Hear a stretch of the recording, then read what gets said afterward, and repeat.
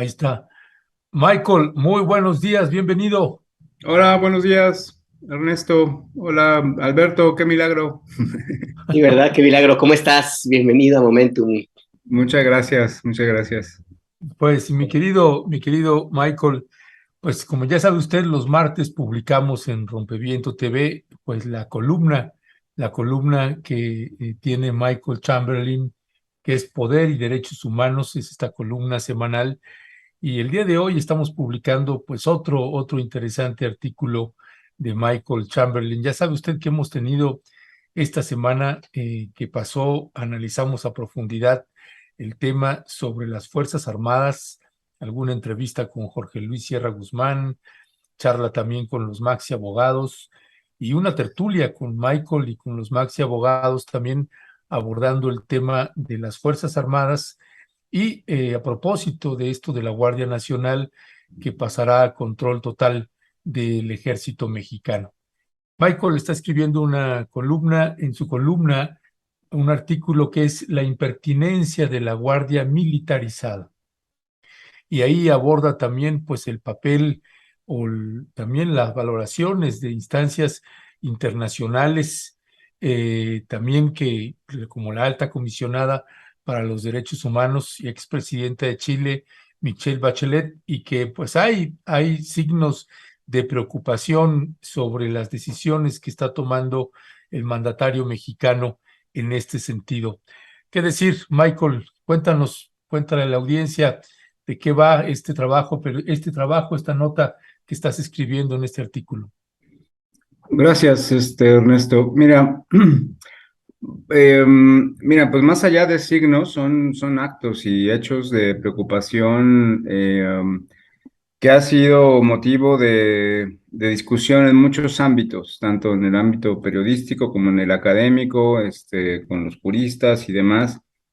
A mí me parece que hay cuatro modos, digamos, de mirar esta preocupación. Algo ya yo adelantaba el día de la tertulia, pero quería profundizar en esto por las implicaciones que tiene, no solamente para la seguridad, sino para el discurso, las narrativas que nos estamos creando hacia adelante. Y digo, son cuatro ámbitos que quisiera que desarrollo en este artículo, que tiene que ver con la perspectiva legal, con la perspectiva propiamente técnica de militarizar a la Guardia Nacional o a la seguridad pública, y también las implicaciones que esto tiene a nivel político y sobre todo simbólico, ¿no? Legalmente, pues bueno, ya se ha dicho bastante el hecho de adscribir la Guardia Nacional a la Secretaría de Defensa Nacional es a todas luces claramente, obviamente, inconstitucional en la medida en que todo lo contrario dice el artículo 27 que se reformó en el 2019, en donde dice que la Guardia Nacional, perdón, tiene que ser una fuerza de carácter civil adscrita a la Secretaría de Seguridad y Protección Ciudadana. Esto no lo puedes cambiar en una reforma a un reglamento, simplemente no se puede. Pero además es contrario, y aquí insisto en esto porque hay que aprender de la historia, al artículo 129 constitucional, ¿no? El artículo 129 dice que en tiempos de paz, ninguna autoridad militar puede ejercer más funciones que las que tengan exacta conexión con la disciplina militar. Y este artículo que hoy tenemos en el 129 está en la Constitución desde 1857. En aquel entonces era el artículo 122. Y seguramente quiero pensar que los constituyentes de 1857 justo lo que deseaban era tener por fin una vida civil en paz después de los estragos de la guerra de independencia. No fue así, el resto del siglo fue de guerra y para qué les cuento, ya sabemos la historia, pero digamos, había, y creo que debe ser un poco el espíritu que nos debe manejar, una aspiración por vivir en una sociedad en paz, en una sociedad sin violencia, y esto es al amparo de la ley, no al amparo de las Fuerzas Armadas. Voy a la parte técnica que mencionabas tú. Ya, mira, el Comité de Desapariciones Forzadas lo dijo en su conferencia de prensa cuando salió del país a finales del año pasado, después de su visita oficial, y decía que la estrategia es insuficiente y equivocada. No existe experiencia en el mundo donde un ejército haya podido garantizar la seguridad ciudadana y la paz. Y tampoco ha sido nuestra experiencia en México. Esto por ponerle una fecha, y lo mencionaba también el día de la tertulia, al menos desde Cedillo, ¿no? Cuando se crea la Coordinación Nacional del Sistema Nacional de Seguridad Pública, es cuando se da paso por primera vez de manera formal, legal, a las Fuerzas Armadas a participar en acciones de seguridad pública. Y esto, Ernesto, tú recordarás, esto es lo que permitió la primera militarización del país en Chiapas, en Veracruz, en Guerrero, en Oaxaca, con las consecuencias que vimos. Todo empezó por allá y luego empezó con Cedillo. Y luego les dio un nuevo impulso Calderón, ¿no? Con su guerra contra el narcotráfico para complacer a las políticas estadounidenses y a los políticos estadounidenses en su guerra contra el narco, con las consecuencias que hoy vemos. Hoy hay, bueno, ahorita voy para allá, pero también lo ha dicho la alta comisionada para los derechos humanos, días recientes, después del día 8 que anunció el presidente que iba a hacer este decreto, hubo un comunicado en donde hizo un llamado, la alta comisionada, a mantener, y estoy citando, la naturaleza civil de la Guardia Nacional. Y llamó la atención a la creciente militarización de funciones civiles básicas que supone el debilitamiento de la institucionalidad democrática. Ella, Michelle Bachelet, fue presidenta de Chile, recordaremos, pero también fue ministra de Defensa de su país. Y como ministra de Defensa, tiene claridad que el ejército no es para el orden público, ¿no?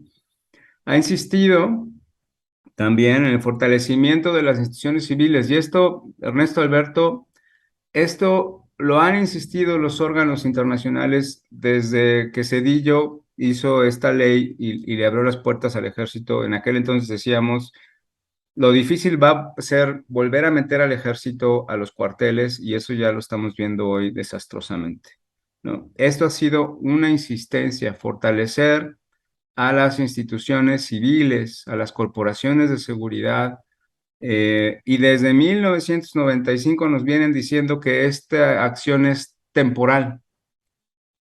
Y esta temporalidad ya va para casi 30 años, ¿no? Y hoy seguimos teniendo policías que no están preparadas, que no, y repetimos, y repetimos, y repetimos, y repetimos el error, ¿no? La Comisión Interamericana también lo ha dicho en diferentes momentos, diferentes ocasiones, quizá con mucho más énfasis, y a lo largo de los últimos años, de manera reciente, se han pronunciado diversos relatores especiales, grupos de trabajo, comités de Naciones Unidas, todos ellos expertos en diversos temas de derechos humanos. Es contrario al propósito de proteger, promover los derechos humanos en una sociedad civil y democrática, ¿no? Pero bueno, además de ellos, recientemente Petro nombró en Colombia, el presidente Petro, recién tomó posesión, nombró a Iván Velázquez como quien fuera el repudiado fiscal de la Comisión Internacional contra la Impunidad y la Corrupción de Guatemala, que fue justo perseguido por el presidente guatemalteco por estar investigando la corrupción en Guatemala, como parte de un acuerdo que tenía el país con Naciones Unidas para, pues, justo atacar las raíces de la corrupción. Y hoy Iván Velázquez es nombrado secretario de la Defensa en Colombia, ¿no? Y él, en una primera entrevista que da, lo define así, es que la policía, o sea, la policía es para recuperar la convivencia social. En el marco de la política de paz de Petro, se ha decidido separar a la policía de los militares. Pero eso también lo hizo el presidente Boric en Chile, ¿no? Porque tienen la claridad que el rol de los militares, aunque importante, no es el de garantizar el orden público, ¿no? Y aquí insisto que la respuesta es equivocada, o es una respuesta a un problema diferente, un problema distinto. El papel de la policía es generar condiciones de convivencia, de fortalecimiento del tejido social. Y el papel de los militares es exactamente lo contrario, es romper todas las relaciones por la imposición de la fuerza, las relaciones de vínculos con el narco, con la corrupción, con la impunidad. Es atacar al enemigo, ¿no? Y en el caso de la policía, su objetivo es el orden público, son objetivos totalmente distintos, ¿no? Y insisto pensando en el artículo 129 que las Fuerzas Armadas son para la guerra y la ley es para los tiempos de paz, ¿no?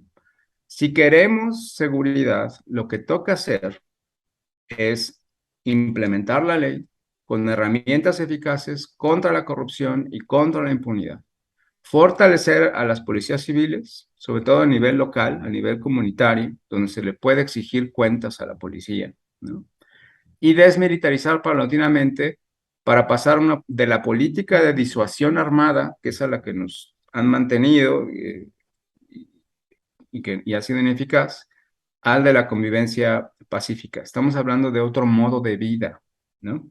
Ahora, políticamente implica, y hay que reconocerlo, que el presidente sacrifique una de las principales promesas de su campaña, y por cierto, también de su partido, que es retirar a las Fuerzas Armadas de las tareas de seguridad pública. A costa, y eso es muy curioso, de perder seguidores, ¿no?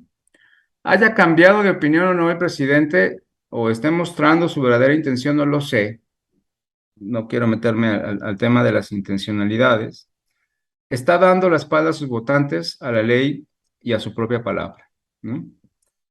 Eh, el ejército con esta medida se sigue fortaleciendo en un momento en donde ya cuenta con una quinta parte del presupuesto y el control de facto de 26 instituciones, de más de 70 funciones que le corresponden a los civiles. Con un mayor presupuesto y con autonomía económica, que es lo nuevo, además, las Fuerzas Armadas se fortalecen, lo decíamos en la tertulia, como un actor político que va a empezar a incidir en la vida civil y a poner condiciones, lo cual es totalmente equivocado, ¿no? Ahora, simbólicamente, el mensaje del presidente es peligrosísimo, porque la lógica en que lo está pensando la Guardia Nacional se adscribe a la Secretaría de la Defensa y dice el presidente, porque ahí con los militares hay disciplina, profesionalismo y honestidad. Bueno, también existe bastante evidencia documentada de la corrupción en la que pueden caer tanto civiles como militares. No estamos exentos por ser civiles o militares, ¿no? En caer en la corrupción, de ser deshonestos, indisciplinados y faltos de profesionalidad, ¿no? En cualquier caso, civiles o militares, es la aplicación de la ley lo que puede prevenir y, por supuesto, sancionar la corrupción, pero aquí hay una jiribilla, voy a decirlo así, y de esto no es lo que está hablando el presidente. Esta creencia de que las virtudes militares están por encima de las civiles, y que los militares sí pueden y los civiles no, me parece una idea bastante peligrosa y es lo que los expertos llaman, ya más allá de la militarización, el militarismo, ¿no?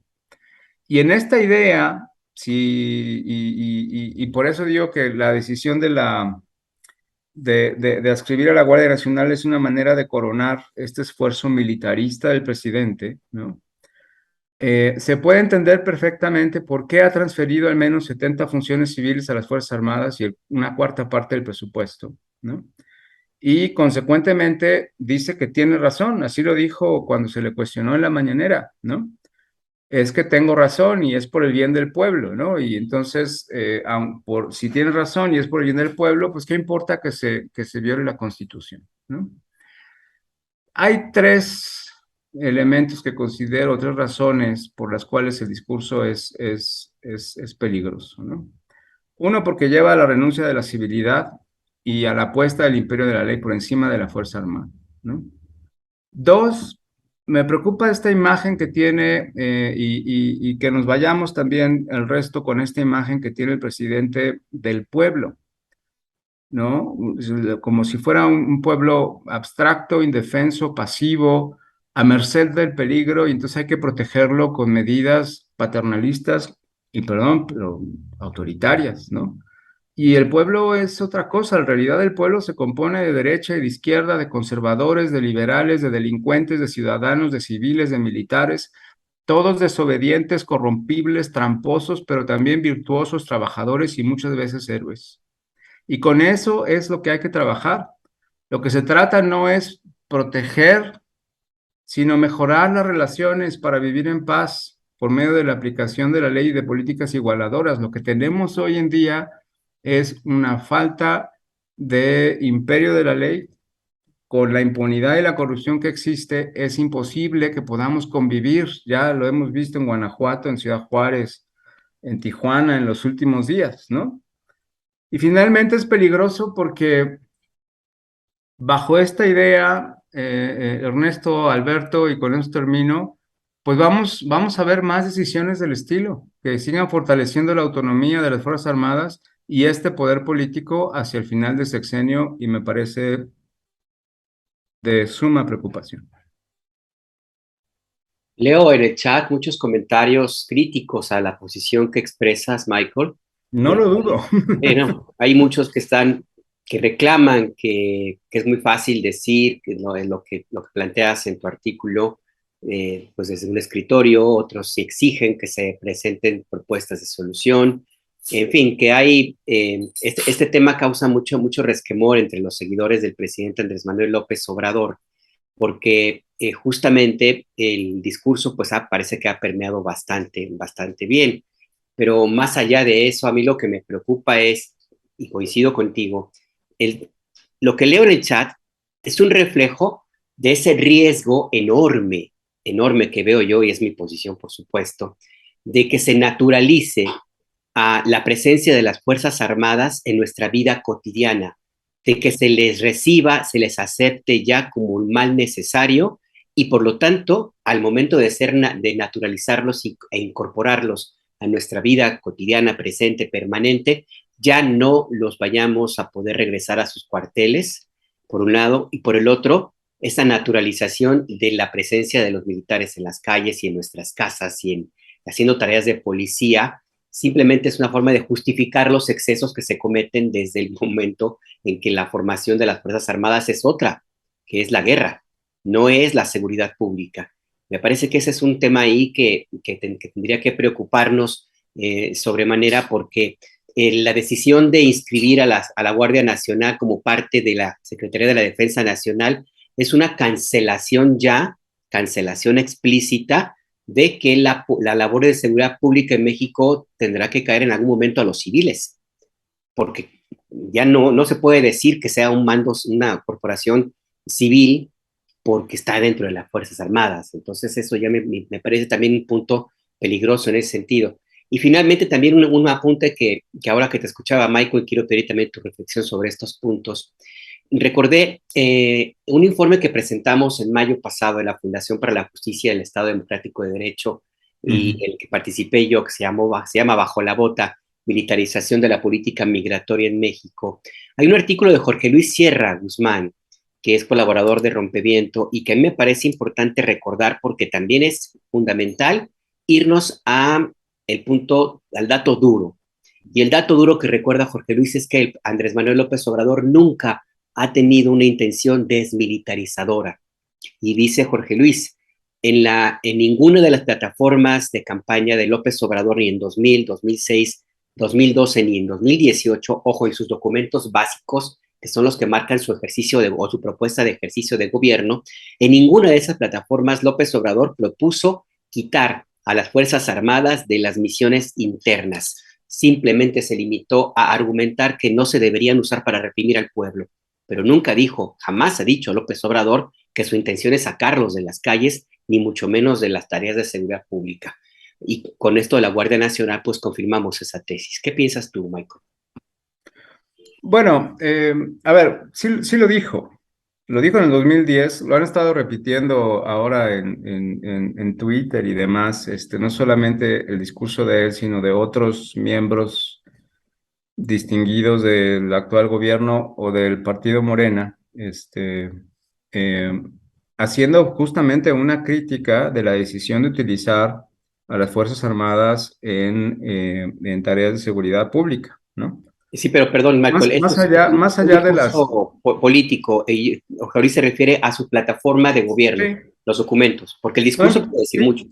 no importa, no importa, Alberto, porque eh, um, tan importante uno como el otro, ¿no? Es decir, es la comunicación política que están diciendo, ¿no? ¿Cuántas personas conocen la plataforma, ¿no?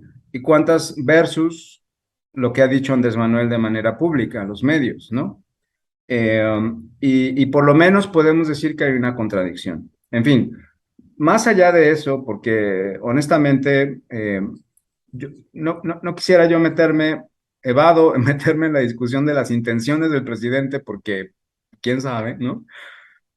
Los hechos, como bien mencionas, Alberto, a mí me gustaría que pudiéramos verlo en perspectiva. Por eso hablo de Cedillo, ¿no?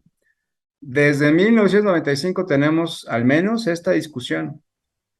Esto que tú mencionas de lo peligroso no es que salgan, sino como lo difícil no es que salgan, sino que vuelvan a entrar. Lo decíamos en 1995, ¿no? Y ahí tenemos las consecuencias. Hay que mirar este proceso de largo plazo porque Andrés Manuel, como ha insistido Ernesto, pues se va a ir y los militares se van a quedar. Y alguien tiene que detener este proceso que inició, insisto, en 1995, lo fortaleció Felipe Calderón, lo siguió Enrique Peña Nieto y ahora lo está siguiendo el presidente Andrés Manuel. ¿Cuándo vamos a acabar con este ciclo de militarización, ahora insisto, de militarismo, ¿no? Cuando todos los órganos internacionales de derechos humanos e incluso las posiciones, diría, más vanguardistas de izquierda actualmente, están quitando a los militares porque no les funcionó. Entonces no tiene que ver con el presidente, tiene que ver con el país y las decisiones que tomamos para poder arribar finalmente a un orden público, a la paz social, a que deje de haber violencias, graves violaciones a derechos humanos, corrupción, impunidad, de eso se trata, ¿no? Y me parece que tendríamos que mirar la acción del presidente como un funcionario público que es, ¿no? Desde esa perspectiva y no desviarnos del bien común, del interés común, ¿no? Ya, gracias, Michael. Mire, como bien señala Alberto, sabemos que este tema genera pues mucho ruido. De hecho, alguien por ahí le respondía ahorita mientras Michael hacía su exposición, porque decía que uno distorsionábamos lo que sucedía con las decisiones del presidente en lo que toca a las Fuerzas Armadas. Usa la expresión que estamos distorsionando o que estamos siendo amarillistas. Y lo que estamos presentando son datos duros. Y lo mismo que está haciendo ahorita Michael también. Alguien decía que esto es algo también muy común y que esas es precisamente las preocupaciones que tenemos en esta credibilidad que tiene el presidente López Obrador y en el respaldo que tiene. Y que créame, somos millones de mexicanos que celebramos que incluso haya este respaldo frente a los poderes fácticos que están atacando una y otra vez al presidente Andrés Manuel López Obrador. Es simple y llanamente los datos que estamos colocando. Hace un rato que mencionaba Alberto a Jorge Luis Sierra o Michael, pues recientemente también lo entrevistábamos y hemos colocado varios elementos que antes no teníamos de las Fuerzas Armadas. Alguien decía sobre Michael Chamberlain, ¿y dónde estaba usted antes y por qué no decía nada? No, sí decía, y de hecho nos tocó decir juntos, porque llegamos a trabajar juntos, publicamos trabajos juntos, y lleva, créame, décadas en términos de defensa de derechos humanos. Y la preocupación es porque ahora estas Fuerzas Armadas, yo me tomé un poco de tiempo de hacer un recuento de, pues, las facultades que ahora tienen las Fuerzas Armadas que antes no tenían, y claro que genera pues mucha preocupación porque finalmente es una pregunta que se sigue sin responder y que no he tenido la oportunidad de hacerlo en la mañanera, porque ya no se me da la palabra, y que es quién regula las Fuerzas Armadas y qué vamos a hacer cuando no esté el presidente López Obrador, ahora con unas Fuerzas Armadas que van a quedar mucho más fortalecidas. eh, Hacía el recuento de los que estaban, además ya la Guardia Nacional, eh, no solamente construyendo los 3,000 bancos del bienestar, sino también la seguridad de esos bancos y los proyectos del Tren Maya y el corredor transísmico y los aeropuertos, etcétera. Y ya, vaya, públicamente el presidente ha dicho, esos ingresos que va a generar y que van a ser de las Fuerzas Armadas, del Ejército o de la Marina, se van a usar para pagar pensiones de los militares. Pues sí, y eso uno lo oye y dice, pues está bien, porque va a descargar de la hacienda pública un recurso y se puede canalizar ahí y generar los propios recursos. ¿Y qué va a pasar con la discrecionalidad que sigue teniendo hoy en día, aún con el presidente de la República, las Fuerzas Armadas? ¿Qué va a suceder con esa discrecionalidad en términos de violaciones a derechos humanos? La vez que me atreví a mencionar sobre el primer caso de ejecución extrajudicial cometida por el ejército en el estado de Tamaulipas, créame que después el trato cambió muchísimo y fue pues duro, duro el presidente López Obrador con nosotros en ese sentido. Está bien, podemos con eso, no es problema, ni nos tiramos al piso con este tipo de cosas, pero simple y llanamente es colocar estos puntos, porque imagínense ahora con estos recursos y con este poder, pues este ejército, estas Fuerzas Armadas, si son infiltradas otra vez por cárteles de la droga, si ha sido, vaya, extraordinariamente difícil quitar la discrecionalidad que hay dentro de esta corporación, de estas corporaciones, pues imagínenselos ahora con más recursos, con más poder. ¿Cómo se van a limpiar las Fuerzas Armadas si se llegan a infiltrar teniendo el poder y las facultades que tienen? Esas son parte de las preocupaciones que nosotros estamos colocando.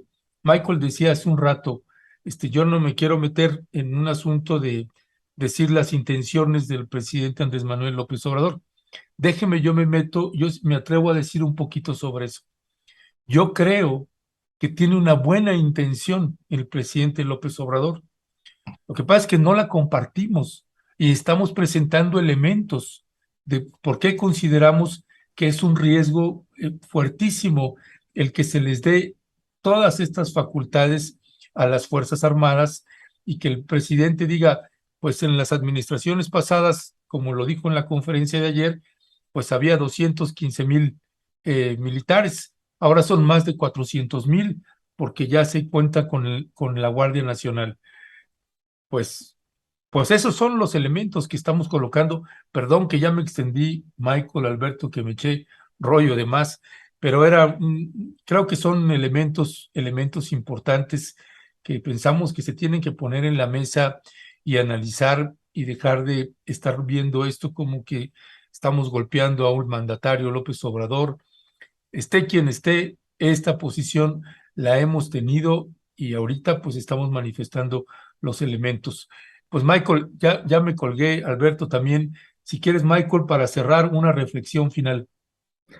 Pues eso, Ernesto, hay que mirarlo en el largo plazo, ¿no? Más allá del presidente López Obrador, las decisiones que han tomado los políticos, por lo menos desde 1995, ¿no? Lo venimos diciendo efectivamente desde entonces. Si pueden ver en YouTube, van a encontrar un video del canal 6 de julio que se llama La Guerra Oculta. Y desde ahí lo estamos diciendo, desde ahí lo estamos diciendo, ¿no? Pasando por la investigación donde tú estuviste con Ted en Global Exchange, cerca y de lejos, en fin, lo que estudiamos en Chiapas, etcétera, ¿no? Y en aquel entonces, pues no, o sea, ni estaba Calderón, ni estaba Andrés Manuel, y ya expresábamos esta preocupación, ¿no? A mí más bien me preocupa, y lo voy a decir con todo respeto, pero tenemos que ser consecuentes con nuestro propio pensamiento antes que con el presidente Andrés Manuel. Y yo voy a decir dónde estábamos políticamente hablando en tiempos de Calderón con respecto a este tema y por qué entonces no se justificaba como se pretende justificar hoy la presencia del ejército. Tenemos que ser, pues, congruentes con nuestro propio pensamiento político, y poner lo importante, que no es el quién, sino los qués, ¿no? Sobre la mesa, ¿no? Hay una reflexión de Chuy Gutiérrez a propósito de la polémica que hay en el chat, Michael, Ernesto. La voy a leer. Dice Chuy Gutiérrez: soy exmilitar y seguidor del presidente, pero estoy de acuerdo. Tarde que temprano llegará un presidente de pistola humeante como Calderón y ahí sí nos van a cargar a garrotazos. AMLO no será eterno. Pues sí, AMLO no va a ser eterno. Él termina su periodo en septiembre de 2024 y él puede tener ahora una especie de control, acuerdo, pacto, lo que quieran llamarle, con las Fuerzas Armadas para que no se salgan de los límites establecidos por el propio presidente, porque los de la ley hay que revisar si ya los rebasaron. Pero este respaldo que tiene López Obrador no se transmite por ósmosis. La que venga o quien venga a gobernar a nuestro país tendrá que ganarse ese respaldo. Y créame que con unas Fuerzas Armadas tan presentes, tan cotidianas, tan justificadas y tan malentendido su trabajo, su responsabilidad por miles, cientos de miles de personas, va a ser difícil que los tengan bajo control. Y la posibilidad de que se cumpla lo que dice el señor Chuy Gutiérrez, ahí está, Michael. Muchas gracias de mi parte. Muchas gracias a ustedes. Gracias, Michael. Un fuerte abrazo. Igualmente, buen día. Hasta pronto.